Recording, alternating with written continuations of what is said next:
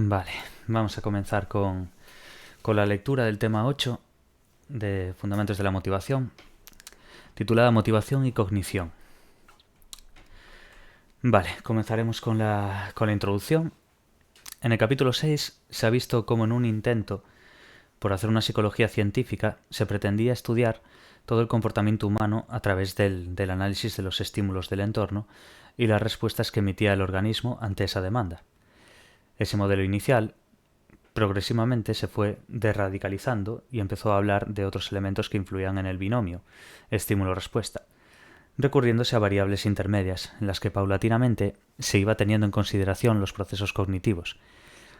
Desde este nuevo acercamiento ya empieza a tener cabida la motivación, al igual que el resto de procesos cognitivos, y de esta manera se comenzaba a profundizar en aquello que le llevaba al individuo a dar un tipo determinado de respuesta, incidiéndose, desde esta perspectiva, en la secuencia motivación-cognición. Conforme se fue avanzando la investigación sobre la motivación y se aplicó principalmente al ser humano, se comienzan a reconocer estados motivacionales también positivos, y no solo aversivos, en cuanto a cubrir una necesidad. Es decir, no solo se está motivando para dar una respuesta por sufrir una carencia, sino que también por conseguir algo agradable. Desde la nueva perspectiva, que se orienta básicamente al estudio de la motivación humana, se da un paso más y diferente al considerar al hombre poseedor de metas y objetivos, con capacidad para superar dificultades y con un comportamiento dirigido también por estímulos externos. Paralelamente, se plantea que los seres humanos pueden sentir dolor o frustración y querer escapar de ello, con lo que se introduce un aspecto nuevo e importante en el estudio de la motivación: las actividades cognitivas que dirigen la conducta hacia determinadas metas. Igualmente se señala al indicar que en el ser humano el componente subjetivo de la motivación se corresponde con la apetencia por alguna meta o reforzador, y en este sentido se va más allá al considerar la motivación humana como una disposición para actuar que lleva a localizar la meta o el objetivo, diseñar unos planes y crear unas expectativas al respecto. Por otra parte, profundizaremos en otro elemento de gran importancia en la determinación de los motivos que llevan al individuo a actuar de una manera concreta. Las características subjetivas que provocan que distintas personas respondan de diferentes formas ante la misma situación, e incluso que el mismo individuo varíe su reacción en circunstancias similares. Así, nos adentraremos en el estudio de la motivación intrínseca, en la que el sujeto se compromete con una actividad por el mero interés de participar en ella y por su necesidad de sentirse competente, buscando en definitiva el considerarse agente causal de sus acciones. En la motivación intrínseca no existe una estimulación exterior, causante de la conducta, y en este caso la conducta se desencadena porque el individuo desea realizarla por puro placer y siente el impulso de llevarla a cabo hasta el final. Dentro de todas las teorías justificativas al respecto, nos vamos a centrar en las tres principales, que serían la teoría de la sobrejustificación, la teoría de la autodeterminación y la teoría de la autoeficacia. En todas ellas subyace el interés por comprobar el efecto que tienen los premios externos sobre la conducta intrínsecamente motivada. Se incluirán los resultados que produce sobre la conducta motivada la interacción de los elementos externos y subjetivos. Finalmente, se verá cómo se puede motivar para el cambio actitudinal a través de la entrevista motivacional basada en la motivación intrínseca y cómo, potenciando en el individuo su autodeterminación y su autoeficacia, se pueden conseguir conductas más saludables. Vale, pues esta sería la introducción del tema de motivación y cognición. Ahora pasaríamos a hablar en el punto 2 sobre motivación y pensamiento. A grosso modo, motivación y pensamiento. A grosso modo, la psicología cognitiva se encarga de la cognición, lo que significa que estudia los procesos mentales implicados en el conocimiento en el individuo normal y maduro, para investigar cómo se percibe el mundo en el que se está circunscrito, a través de ver cómo la experiencia sensorial afecta el procesamiento de la información y a su vez cómo el pensamiento regula el comportamiento adaptativo.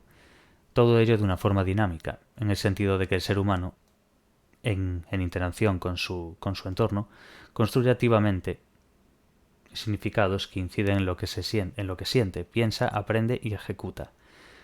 Desde este posicionamiento, la motivación cognitiva ya no es un impulso para cubrir una necesidad primaria, sino que va más allá, en tanto en cuanto enfatiza el papel de las estructuras mentales, las creencias y el procesamiento de la información en la motivación. De este modo se centra, tal y como ya hemos indicado, en determinados aspectos motivacionales de la secuencia cognición-acción, como son los planes, las metas y otros aspectos derivados de ellos, como las expectativas y las atribuciones. Motivación cognitiva. Cuando mencionamos la teoría de la reducción del impulso, en el capítulo 6, recalcamos que ese fue el primer intento de establecer una teoría experimental y observable de la motivación, en la que postulaba que ante un estado de necesidad el organismo se ponía en acción para satisfacer esa insuficiencia y así conseguir el equilibrio interno. En ese caso, se hablaba de una necesidad fisiológica, en la que la motivación actuaba como un impulso para cubrir ese desequilibrio. Sin embargo, la propia experiencia nos dice que la vida es mucho más compleja y no solo nos sentimos motivados para actuar ante una carencia fisiológica, sino que también y sobre todo estamos motivados para establecer nuestros objetivos bien a largo o a corto plazo.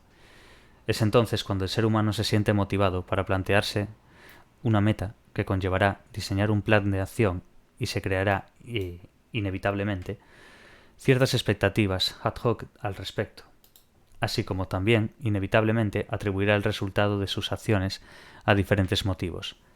Las metas, los planes, las expectativas y las atribuciones se corresponden con el contenido de estudio de lo que ha venido a denominarse motivación cognitiva, que estudiaremos a continuación. Primeros intentos. La primera aproximación a un enfoque cognitivo surgió con los trabajos de Miller, Galanter y Pribram, en 1960, en los que plantearon de qué manera un plan motivaba para la acción. Estos autores consideraban que los planes actuaban como una secuencia de procesos jerárquicos que controlaban el orden en el que se van a llevar a cabo las acciones para lograr la consecución de la meta. El ser humano activamente posee representaciones sobre las situaciones que le llevan a planificar la conducta y así poder solucionar la discrepancia entre el estado inicial y el ideal. Es precisamente esa diferencia entre ambos estados lo que pone en marcha la estrategia cognitiva y el plan de acción de la conducta motivada. Por ejemplo, si no me funciona el coche, la meta es lograr que marche bien. Para ello, establezco un plan consistente en levantar el capó e ir probando cada una de sus piezas hasta dar con la avería causante del problema. Esta activación para operar cognitivamente nos debe recordar a la teoría de la reducción del impulso de Hull. Si bien esta actuaba con necesidades primarias o fisiológicas, y sin embargo ahora se pretende conseguir el equilibrio cognitivo. Componentes motivacionales de los planes. Las personas somos conscientes del estado actual de nuestra conducta, de nuestro entorno y de los hechos que transcurren en él, a la vez que tenemos representaciones mentales de los estados ideales. Por ejemplo, si en estos momentos se encuentra leyendo estas líneas es porque ha decidido hacer el grado de psicología, y para ello debe empezar matriculándose en psicología de la motivación, que sería el estado actual, y a aprobar la asignatura, que sería el estado ideal de su conducta.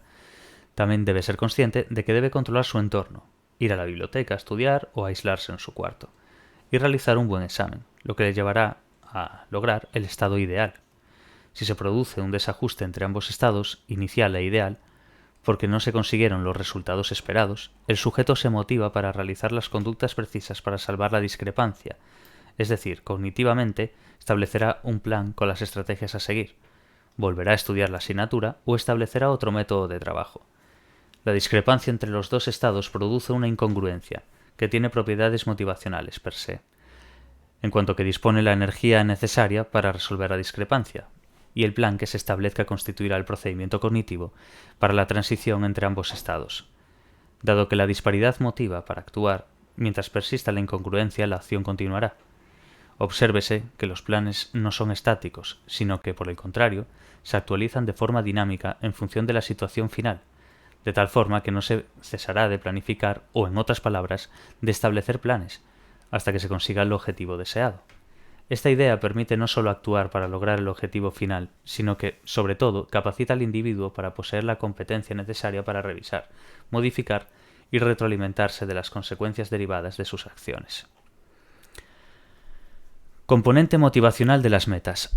Se entiende por meta la finalidad u objetivo que alguien se traza. Como estamos viendo, la motivación cognitiva se centra en la secuencia cognición-acción a través de 3 elementos cognitivos: los planes, las metas y la consistencia. En cada uno de ellos se produce una verificación para comparar la conducta presente, aprender a montar en bicicleta, con la conducta ideal, convertirme en un ciclista experto. Para ello hay que considerar distintos aspectos como establecer una meta, recorrer todos los días 5 kilómetros en bicicleta, o una creencia, si hago ciclismo estaré más sano, o un autoconcepto, me voy a encontrar más contento conmigo mismo y he superado un reto. Es importante conocer y aislar cada uno de estos elementos porque pueden energizar y dirigir la conducta de una manera diferente. La meta es igual que el plan activa la conducta motivacional por la discrepancia que, como ya hemos dicho, se establece entre el estado inicial y el ideal. Sin embargo, la motivación en el plan actúa para reducir o disminuir la discrepancia entre ambos estados, mientras que en el caso de las metas, la discrepancia se establece entre la meta, una vez conseguida, y el rendimiento. Existen 2 maneras de enfrentarse a dicha discrepancia, meta-rendimiento. Bien, reduciéndose la discrepancia, que es la reducción de discrepancias, a través de determinados aspectos del entorno que informan que no se ha conseguido la meta ideal, como cuando el profesor de autoescuela indica al aprendiz que no ha puesto el intermitente al empezar al aparcar. O bien, creándose las propias discrepancias, que es una creación de discrepancia, que es el caso en el que el sujeto de forma proactiva se encuentra motivado para proponerse una meta más elevada, como cuando el mismo aprendiz plantea al profesor circular por calles más complicadas. Tendríamos esas dos maneras de enfrentarse a la discrepancia, bien reduciendo la discrepancia o bien creándose la propia discrepancia. Vale, puede observarse 2 importantes diferencias entre ambas discrepancias, meta-rendimiento, que tienen que ver con el tipo de motivación implicada. 1. En la reducción de discrepancias se emplea una motivación correctiva basada en el plan, mientras que la creación de discrepancias se vincula a la creación de metas. La motivación correctiva, de Keiber y Scheyer en 1990, postula que los planes no deben ser estáticos ni mecánicos, sino que por el contrario, tienen que encontrarse sujetos a posibles revisiones y modificaciones. La reducción de discrepancias es reactiva, correctiva y reguladora de la deficiencia, y sin embargo la creación de discrepancias es proactiva y busca el crecimiento personal.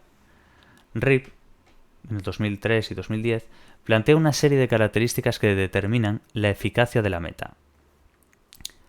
Independientemente de que la discrepancia meta-rendimiento provoque una motivación correctiva o proactiva, de forma genérica, se ha comprobado que las personas que se plantean metas obtienen mejores rendimientos que aquellas que no se las proponen. Una persona estará más motivada a aprender inglés si le repercute en su futuro laboral, que si acuda a clases simplemente porque la Academia de Idiomas se encuentra enfrente a su casa. Lógicamente. En esta misma línea, se ha demostrado que una meta presenta mejor aceptación cuando el propio sujeto se encuentra involucrado en su establecimiento. Quiero dejar de fumar. Que cuando la meta le es impuesta. La presión social me lleva a dejar el tabaco. Vale, y lo que sería la aceptación cuando el propio sujeto se encuentra involucrado en su establecimiento. No es lo mismo querer dejar de fumar uno que te lo impongan. En este caso, pues la presión social que le lleva a dejar el tabaco.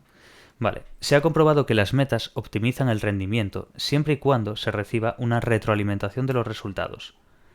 El director informa a los empleados del incremento de las ventas realizadas ese mes, ya que motiva para realizar más acciones dirigidas a la meta. En este sentido, la retroalimentación de la ejecución realizada para alcanzar la meta permite conocer si el rendimiento es superior, inferior o semejante al requerido previamente, de tal forma que si el rendimiento se encuentra por debajo de lo que la meta exige, se puede reconocer la incongruencia y el sujeto se motiva para mejorar el rendimiento y, sin embargo, si se llega al objetivo establecido, se motivará para plantearse una meta superior. Otro factor a considerar que influye en los resultados finales es el grado de credibilidad de quien establece la meta. Un sujeto se encontrará más motivado para alcanzar la meta si quien la plantea goza de credibilidad, pero, si por el contrario, el que la establece es autoritario, la meta se interioriza menos y se aceptará peor. Lo que sería la credibilidad, el grado de credibilidad de quien establece la meta. Si el que lo hace se encuentra más motivado, por ejemplo, un sujeto se encontrará más motivado para alcanzar la meta si quien la plantea goza de esa credibilidad. porque por el contrario, si el que la establece es autoritario, la meta se interiorizaría menos y se aceptará peor. Otro punto más, se ha demostrado que dentro de unos límites, cuando aumentan en dificultad las metas, se incrementa el nivel de motivación para realizarlas, por lo que los sujetos manifiestan más perseverancia y esfuerzo. Cuando las metas son específicas, difíciles y desafiantes, conllevan 4 posibilidades de resolución motivacionales: dirigir la atención hacia la tarea, movilizar el esfuerzo, aumentar la persistencia o promover el desarrollo de estrategias eficaces. Finalmente, conviene indicar que a pesar de que todas esas variables influyen en gran medida en la motivación para conseguir una meta, por ello no se puede olvidar que las metas se ven afectadas por otras variables no específicamente motivacionales, como pueden ser el entrenamiento, las propias habilidades y los recursos disponibles. Vale, nuestro siguiente punto sería intencionalidad. Como hemos señalado, a mediados del siglo pasado, se empieza a rechazar la idea de un asociacionismo como simple explicación de la conducta, y se defienden conceptos como espacio vital, propositividad o conducta molar frente a la molecular. Esa conducta molar ya implicaría una intencionalidad e involucraría procesos cognitivos. Pasemos a explicar estos conceptos. Conducta molar, espacio vital. Carl Lewin, por su formación en matemáticas e ingeniería, establece una analogía con la física para explicar cómo funciona la conducta que debe entenderse de forma molar, es decir, considerando la situación en su totalidad. Plantea que al igual que en la física existen campos de fuerzas, en la persona existe un campo vital, lo que le llevó a desarrollar su teoría denominada Teoría del campo de fuerzas, de 1953, según la cual la conducta viene definida por la situación de dicho campo en un momento concreto.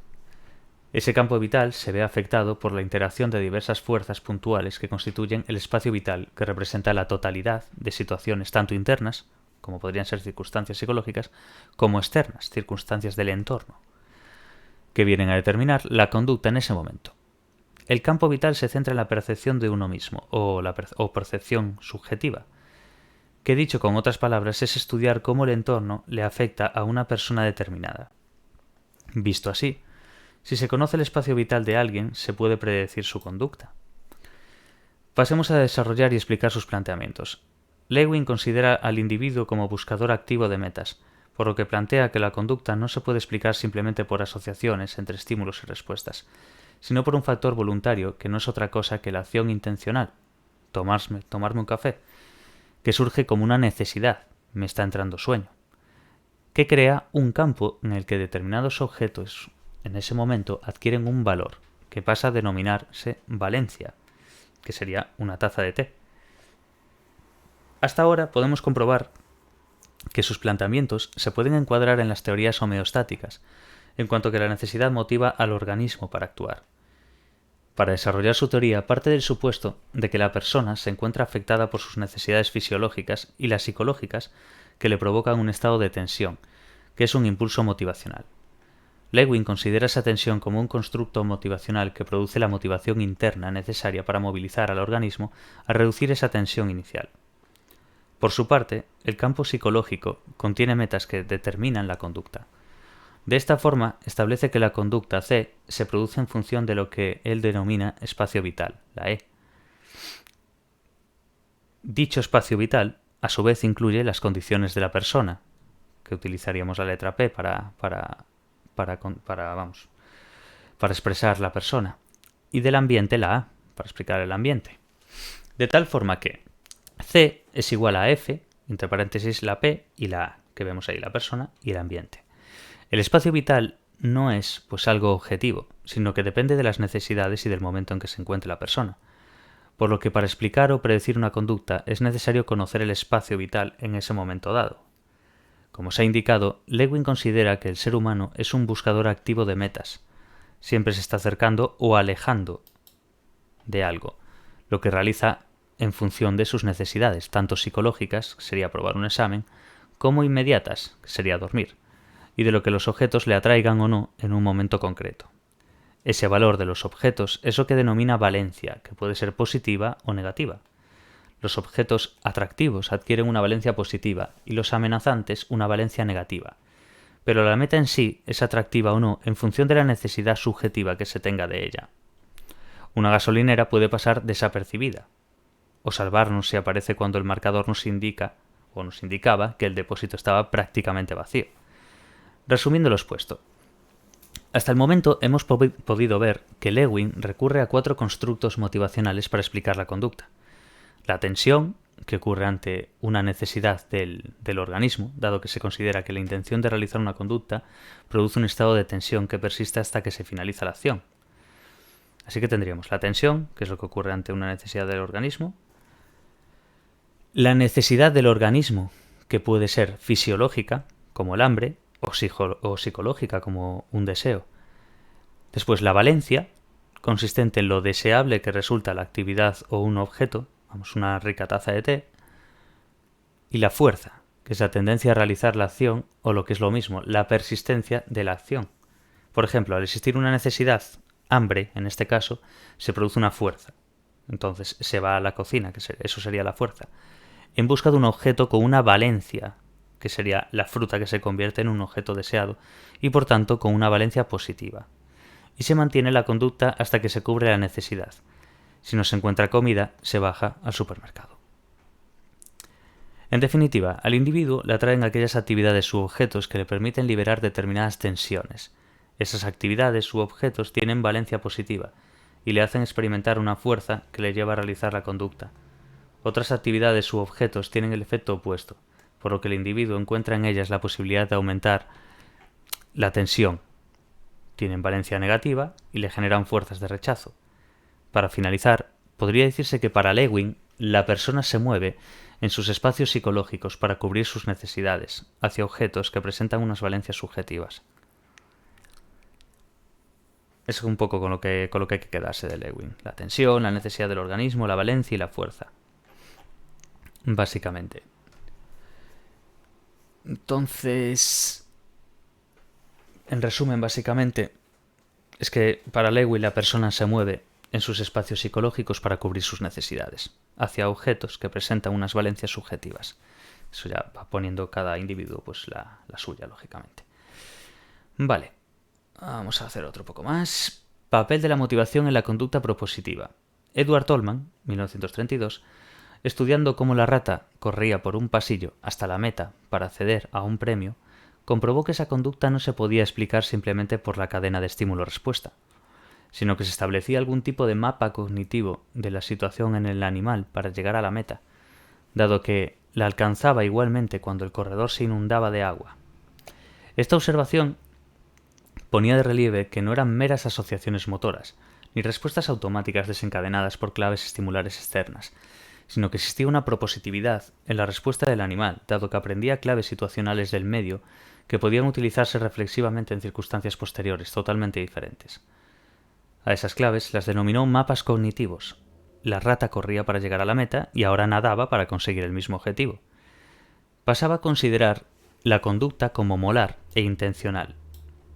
Y ambos aspectos, junto con la propositividad, le llevaron a postular la existencia de los mapas cognitivos. Al igual que su coetáneo, Lewin, e influenciado de alguna manera por él, considera que la conducta está dirigida a una meta, y el comportamiento final consistiría en acercarse o rechazar los objetos de dicha meta. Es decir, se produce un proceso de valoración por el que se desea o se rechaza un objeto o una situación. Se corresponde con la valencia de Lewin. Esa intencionalidad supone que hechos futuros se anticipan y se elabora un proceso cognitivo con el objetivo de que se desarrolle una acción. Para explicar el concepto de propositividad, Tolman hace uso de 2 conceptos: la demanda, que surge por necesidades corporales, y la expectativa, que se crea para intentar satisfacer esa demanda. En la misma línea, considera que las expectativas que se crean para satisfacer una demanda son procesos esenciales para el desarrollo de la acción, puesto que motivan la conducta y conducen a la elaboración de mapas cognitivos. Expectativas, propósitos y cognición son los pilares que guían nuestro comportamiento. Veámoslo con un ejemplo. Dado que se ha dicho que la conducta es deliberada para alcanzar un propósito, en el caso de que tenga el propósito de trasladarme a un sitio que no conozco, empezaré a elaborar un proceso cognitivo que dará lugar al mapa cognitivo, para indicarme cómo llegar a ese sitio. Es obvio que puedo llegar por distintos medios, coche, andando, y distintos caminos, e incluso a diferentes horas del día. Todas esas expectativas que se me crean ante la nueva situación me llevan a encontrar una solución que es el mapa cognitivo, el cual contiene los medios y los caminos percibidos subjetivamente para alcanzar un objetivo, y así se crea un mapa cognitivo de la situación, y activaré distintos mecanismos motores para llegar a la meta. En definitiva, la conducta motivada actúa de forma molar, persistente y es selectiva para dirigirse a una meta. Asimismo, los mapas cognitivos reproducen el conocimiento sobre las posibilidades de la conducta en un momento concreto, y esa experiencia, junto con la larga historia de aprendizajes, crea motivaciones relativamente estables que le facilitan actuar a largo plazo. Este aspecto, en cuanto que la motivación permite actuar a largo plazo, es una de las principales diferencias con Lewin, que solo se centró en los motivos que explicaban el comportamiento concreto e inmediato. Motivación y expectativas. Hasta ahora hemos indicado dos elementos para conseguir un objetivo: el establecimiento de la meta y el desarrollo de un plan de acción para conseguirla. Otro elemento importante que vamos a analizar ahora son las expectativas que se generan en torno a la consecución de la meta, ya que las personas no solo se plantean objetivos, sino que además se crean expectativas sobre la posibilidad de alcanzar dicho objetivo, así como las consecuencias que pueda tener lograrlo. La expectativa se corresponde con la representación mental acerca de que, emitiendo ciertas conductas, se conseguirá una meta determinada, pero hay que tener en cuenta que la expectativa es la predicción subjetiva de la probabilidad de una situación, y para poder realizar ese pronóstico, la persona se apoya en experiencias pasadas de éxito y fracaso para hacer tanto predicciones ulteriores como para la forma de enfrentarse a la situación. En los planteamientos anteriores hemos podido comprobar que la motivación cognitiva actuaba para conseguir la meta. Sin embargo, al introducir las expectativas se da un paso más al considerar que la motivación va a ocupar un papel central al ser decisiva para llevar a cabo la acción.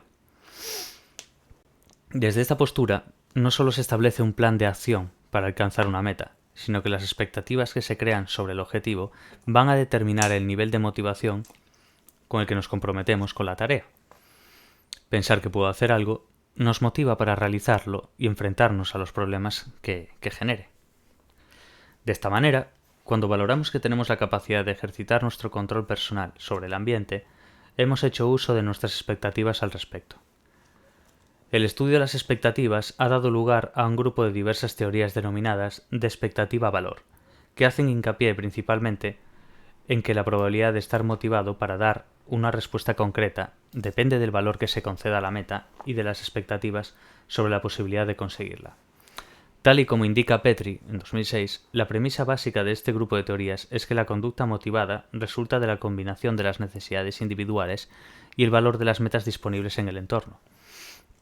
Al igual que se desarrollaban mapas cognitivos para alcanzar la meta, se elaboran mapas cognitivos sobre las expectativas que crean ciertas respuestas para alcanzar los objetivos y el valor que dichas metas poseen para el que las realiza.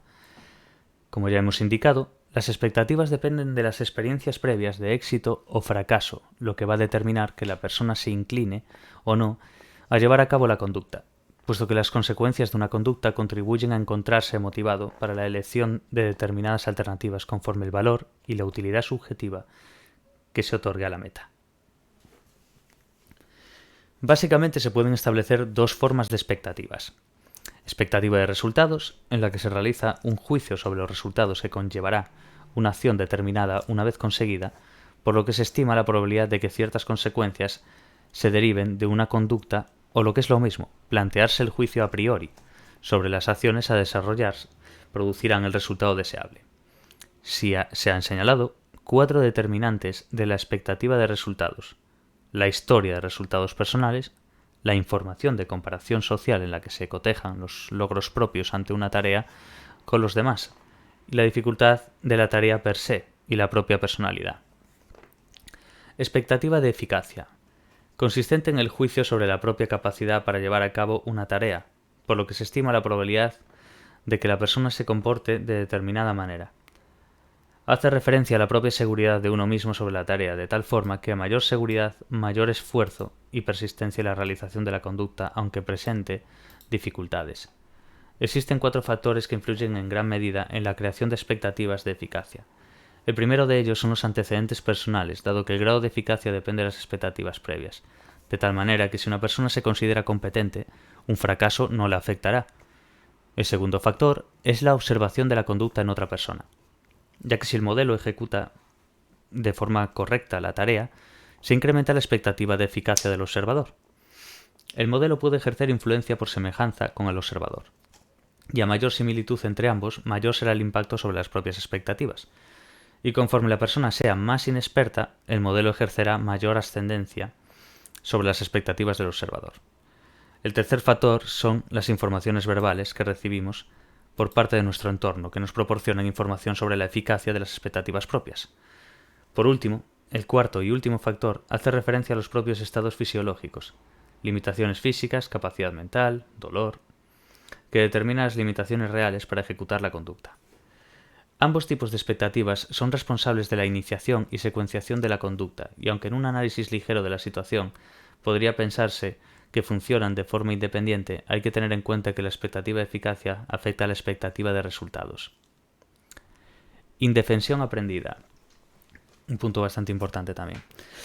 Se entiende por indefensión aprendida o desamparo aprendido a la expectativa que desarrollan tanto las personas como los animales cuando aprenden que no se puede hacer nada para evitar una situación aversiva.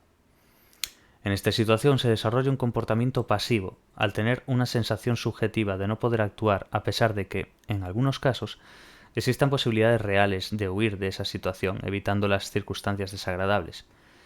Anteriormente, al hablar de la creación de expectativas y de la influencia que tenían para la ejecución de una meta, indicamos que existían 2 tipos, la expectativa de eficacia y la de resultados, y asimismo que la expectativa de eficacia subyace a la autoestima, mientras que en la indefensión aprendida subyace la expectativa de resultados. La indefensión aprendida crea expectativas de incontrolabilidad, lo que provoca que se deje de emitir respuesta para remediar la situación, puesto que el sujeto piensa que el medio no está bajo su control. Los primeros experimentos sobre indefensión aprendida los llevó a cabo Seligman en el 65, con perros dispensándoles descargas eléctricas de las que no podían escapar. Después de varios ensayos, los animales recibían la descarga pasivamente sin realizar ninguna conducta, e incluso, posteriormente se les permitía escapar de la descarga, no eran capaces de emitir una conducta adaptativa. Suponga que un niño se esfuerza por aprender a escribir, pero tiene un rendimiento más bajo que el resto de sus compañeros, y que el profesor le regaña siempre por lo mal que lo hace. Imaginemos que el niño va mejorando muy despacio, pero el profesor le sigue increpando porque no alcanza a sus compañeros. Si al niño no se le reconoce su esfuerzo y sus logros, se hallará en una situación de indefensión y no se encontrará motivado para esforzarse por escribir mejor. Nos aparece aquí una imagen de un pájaro, la figura 8.5. El pájaro ya no sabe vivir en libertad cuando está metido en la jaula. Según Rip, en el 2010, la indefensión aprendida se fundamenta en 3 componentes para explicar la dinámica motivacional que suscita. La contingencia respuesta-resultados, que se refiere a la relación entre la respuesta de la persona y los resultados del ambiente. Lo contingente que sea un ambiente con la conducta de la persona provocará que se dé o no la respuesta de indefensión, de tal forma que si siempre que se realiza algo se obtiene el resultado deseado, la contingencia será controlada. Pero si el resultado no siempre es contingente con la misma conducta, entonces la contingencia se escapa del control. Por ejemplo, imagine una persona que se somete a una dieta. Si sigue el régimen alimenticio de forma estricta durante una semana, debería obtener siempre los mismos resultados frente a la báscula. Pero si lleva a cabo el mismo régimen de comidas y no adelgaza, no sabrá cómo actuar. Las cogniciones que se generan de las situaciones se encuentran mediatizadas por los prejuicios, las atribuciones y las expectativas, lo que genera una comprensión subjetiva de la situación, que pueda crear interferencias con las contingencias objetivas. El propio comportamiento, debido a que las personas apáticas y pasivas pueden presentar más indefensión aprendida que las asertivas y activas. Motivación y atribución. Se entiende por atribución la adjudicación de un hecho o cualidad a alguien, o, dicho de otra manera, ese proceso a través del cual una persona trata de explicar un hecho o una conducta. Partiendo de la definición, Es indudable que la motivación se encuentra mediatizada por el proceso atribucional. Las teorías atribucionales se centran en las características personales y ambientales para justificar la forma en que se realizan las atribuciones y parten de los siguientes postulados. Palmero 2011. Intentamos saber las causas de nuestra conducta y la de otros. La asignación de causas no es al azar, sino que se rige por unas normas. Y finalmente, las causas asignadas a una conducta pueden provocar otras. Las teorías que se han desarrollado en torno a las atribuciones tienen un marcado carácter social, en el sentido de que se rigen por el principio de que toda persona trata de dar explicación a los hechos que le acontecen en un contexto social, y busca una argumentación para entender lo que ocurre, para en definitiva poder predecir y controlar.